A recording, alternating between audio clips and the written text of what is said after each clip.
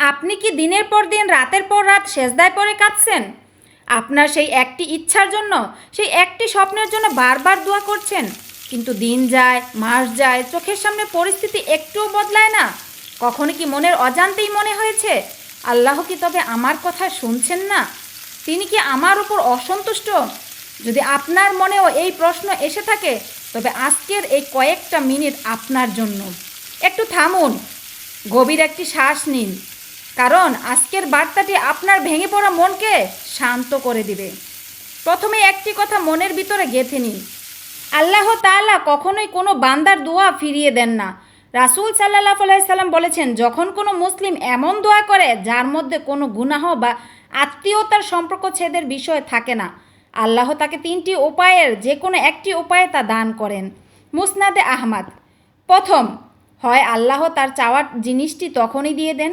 দ্বিতীয়, অথবা তিনি তা আখিরাতের জন্য জমিয়ে রাখেন, যেখানে এর প্রতিদান দেখে মানুষ আফসোস করে বলবে, ইস, দুনিয়াতে যদি আমার কোনো দোয়াই কবুল না হতো, তবে আজ কতই না ভালো হতো।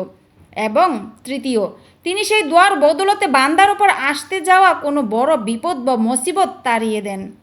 চিন্তা করে দেখুন তো, আপনি হয়তো আল্লাহর কাছে কোনো চাকরি, ভালোবাসা বা সফলতা চাচ্ছেন, কিন্তু আল্লাহ দেখছেন ওই জিনিসটা এখন পেলে হয়তো তা আপনার ঈমান নষ্ট করে দেবে বা আপনার ভবিষ্যতের ক্ষতি করবে। তাই তিনি পরম মমতায় আপনাকে তা দেওয়া থেকে বিরত রাখছেন, যেন ভবিষ্যতে আপনাকে এর চেয়ে উত্তম কিছু দেওয়া যায়। আমরা মানুষ, আমরা বর্তমানটাই শুধু দেখতে পাই, কিন্তু মহান আল্লাহ তাআলা আমাদের অতীত, বর্তমান এবং ভবিষ্যৎ সব একসাথে দেখেন। একটি ছোট বাচ্চা যখন আগুনে হাত দিতে চায়, তখন তার মা বাবা তাকে থাপ্পড় মেরে থামিয়ে দেয়।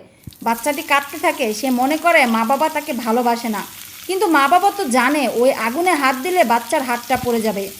পবিত্র কোরআনে আল্লাহ তাআলা সূরা বাকারার 216 নম্বর আয়াতে কত সুন্দর করে বলেছেন, হতে পারে তোমরা কোনো বিষয়কে অপছন্দ করছো অথচ তা তোমার জন্য অকল্যাণকর, আর হতে পারে কোনো বিষয়কে তোমরা ভালোবাসছো অথচ তা তোমাদের জন্য ক্ষতিকর। বস্তুত আল্লাহ জানেন আর তোমরা জানো না। আল্লাহর পরিকল্পনা সবসময় আমাদের কল্পনার চেয়ে অনেক বেশি সুন্দর হয়। তিনি দেরি করেন কারণ তিনি আপনাকে প্রস্তুত করছেন।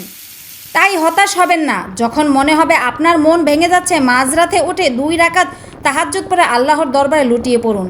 দোয়ার সময় 3টি কাজ করুন। অন্তরের গভীর থেকে আল্লাহর প্রশংসা ও দুরূদ শরীফ দিয়ে শুরু করুন। নিজের ভুল ও গুনাহগুলোর জন্য খাঁটি মনে তওবা করুন, আর সম্পূর্ণ বিশ্বাস রাখুন যে আল্লাহ আপনার জন্য যা বেছে নিয়েছেন সেটাই সবচেয়ে সেরা। আল্লাহ যেন আমাদের সবাইকে ধৈর্য ধারণ করার এবং তার উত্তম সিদ্ধান্তের ওপর সন্তুষ্ট থাকার তৌফিক দান করেন।